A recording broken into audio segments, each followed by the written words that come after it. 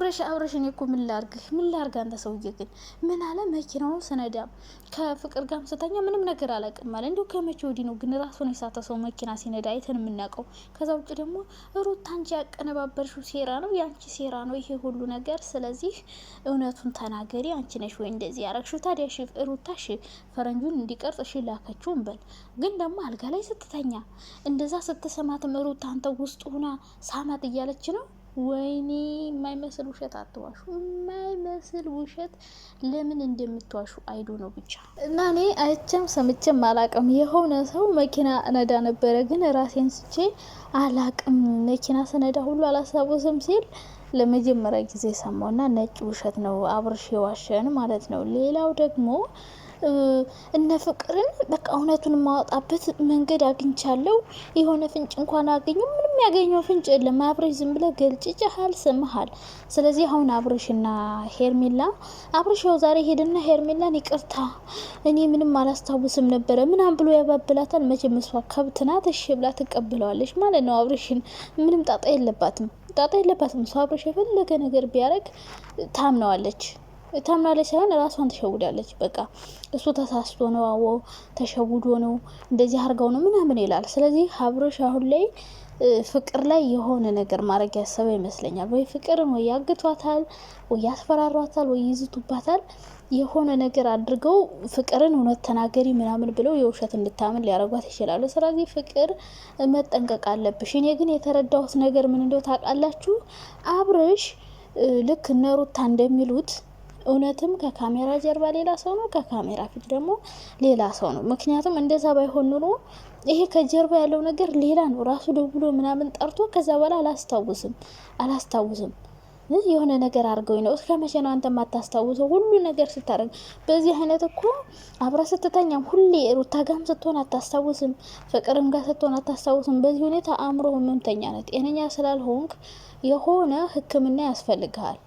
የሆነ ሕክምና ያስፈልጋል። ሕክምና ይውሰዱ። እንደዛ ከሆነ ግን ደግሞ ድብን ያልክ ጤነኛ ነው፣ ሁሉ ነገር ታውቃለህ። እዚህ ጋር ካሜራ ፊት ታንም ፍቅርንም እንደማይፈልግ ታስመስላለህ። ከጀርባ ግን ሌላ ነው ስራ። ገባ አይደለም?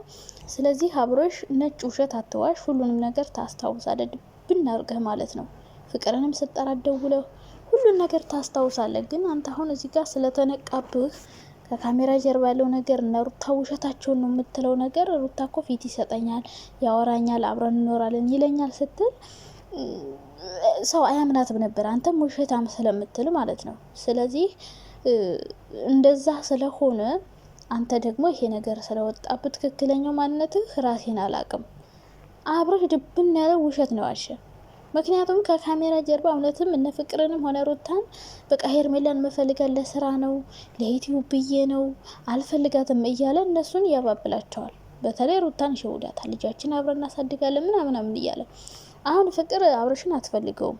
እሷ የምትፈልገው ለዩቲዩብ ቪዲዮ ነው። ከዛ ደግሞ ሩታ እንድትገባ ፈቀደችላት፣ ገባች፣ እየፈተፈተች እያተራመሰችው ነው ፍቅር።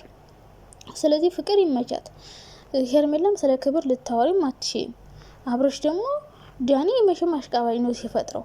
አብርሽ የሆነ ነገር ማገኝበት ማጣራበት መንገድ ፍንጭ አገኘው ምናምን።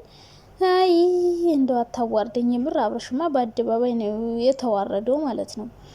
ስለዚህ ከካሜራ ጀርባ ሌላ ሰው ነው፣ ካሜራ ፊት ሌላ ሰው ነው። አሁንም ሄርሜላ ንቂ። የእሱ መጫወቻ መደበሪያ መዝናኛ ሆነሻል።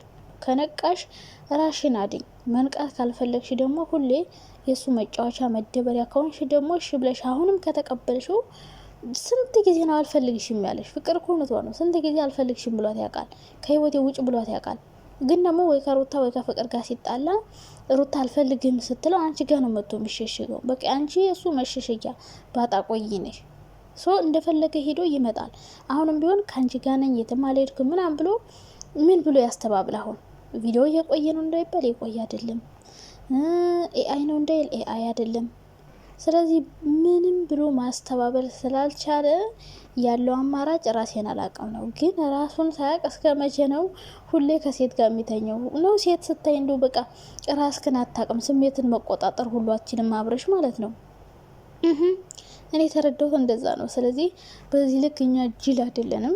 ራሱን የሳተ ምንም የማያውቀው መኪና ውስጥ አስገብተህ እየገለጨርክ እየሳምክ፣ ከዛ ደግሞ ፍቅር ወርዳ ከሄደች በኋላ መኪናውን እየነዳ ነበረ። በጣም ጤነኛ ምንም አልሆንክም፣ ምንም ማለት ነው። ስለዚህ ለተመልካችም ለሄርሜላ ማስተባበል ያደረግከው ነገር ምንም ማስተባበያ ስላጣህ ይህን መንገድ ተጠቀምክ። ምን አርገሽኛል ምናምን ቪዲዮ ሲወጣብህ ማለት ነው።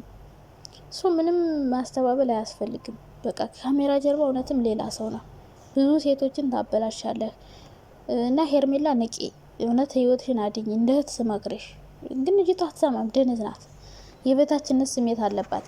በሩታ መበለጥ አትፈልግም። አሁን እሷ ከተወችው ሩታ ጋር እንደሚሄድ ታውቃለች። ሩታ ደግሞ ከአብርሽ ጋር ሆና ማየት አትፈልግም። ከአብርሽ ጋር ሩታ ከሆነች የሆነ የተበለጠች አይነት ስሜት ይሰማታል ሄርሜላ። ሁለቱም የበታችነት ስሜት አለባቸው። ሩታም ሄርሜላ እንድትወስደው አትፈልግም፣ ሄርሜላም ሩታ እንድትወስደው አትፈልግም። እና አሁንም ሁሉም ሰው ሩታ ላይ ነው እጁን እየቀሰረ ያለው። እኔም ብያለሁ። በእርግጥ ግን ደግሞ ሩታ ፍቅር አብርሃ እንድትሆን ልታረግ ትችላለች እንጂ አንተ ፈልገ ነው ከፍቅር ጋር የሆንከው። ግልጹ ነገር ይሄ ነው። አብርሽ ፈልጎ ነው ከፍቅር ጋር የሆነው፣ በግድ አይደለም ከፍቅር ጋር እንዲሆን ያደረገችው። ሩታ ልታቀነባብር ትችላለች፣ ፍቅር እንድትቀርብ ልታረግ ትችላለች። ግን አንተ የእውነት ራስህ ልብህ ወዶ ፈቅዶ ፈልገህ ነው አብረህ የሆንከው። ስለዚህ አንተ ፈልገህ አብረህ ሆንክ ማለት ሩታ አብረህ ስትተኛ አረተኛ ተኛ ብላ ነው አይደል? ውስጥ ተቀምጣ እሷ ሩታ ተጠያቂ ልትሆን የምትችለው ፍቅር አብረህ እንድትሆን ቪዲዮ እንዲቀረጽ ምናልባት ሩታ ፈረንጁን ልካ ሊሆን ይችላል። ግን ደግሞ አብረህ እንድትተኛ እንድትሳሳም የሆነ ያደረካቸው ነገሮችን በሙሉ ሩታ አይደለችም ተጠያቂዋ። ተጠያቂው ራስ ነው። ያን ነገር ያረከው ራስህ ወደ ፈቅደ ፈልገ ነው። ሩታ ልታረግ የምችለው እንዳልኩ ቪዲዮ ብቻ መቅረጹን እንጂ ሩታ ምንም የምታረገው ነገር አለ ብዬ አላስብም። ስለዚህ አብርሽ አሁንም ቢሆን ምንም ማስተባበያ አትፈልግ፣ ማስተባበያ አያስፈልግም። በቃ አንተ ሄርሜላን በጣም እየተጫወትክባት እንደሆነ ነው የገባኝ። እነ ፍቅር ባይፈልጉህም ግን ደግሞ ሄርሜላ እንደማይፈልጋት ለማሳወቅ እየሞከሩ ነው። እንደውም እነ ሩታ እንትና እኮ እያገዘችሽ ነው። በነገራችን ላይ ፍቅር ሄርሜላ እያገዘችሽ ነው።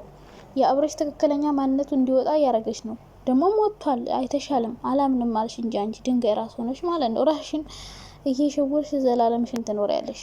ዘላለም የአብርሽ መጫወቻ ሆነሽ ነው የምትኖሪው። በዚሁ ከቀጠልሽ ማለት ነው። እስከ መቼ ነው የምትሸወጂው? እስከ መቼ ነው የምትጃጀው? እስከ መቼ ነው እሱ እንደፈለገ ሲያረግሽ የትም ሄዶ ሲመጣ የምትቀበዩ? እስከ መቼ ነው የእሱ መዝናኛ የምትሆኙ? እንደው ተውት፣ እንደው ሁሉም ነገር ይቀርሽ። ቪዲዮ ምኑም ለምን ቀረጹት? እነ ሩታን በል ለምን ፖስት አረጉት? ይሄ ይጠየቁ። ግን እንዴት እሱ ይሰማል? እንዴት አልጋ ውስጥ ይገባል ፍቅር ጋር?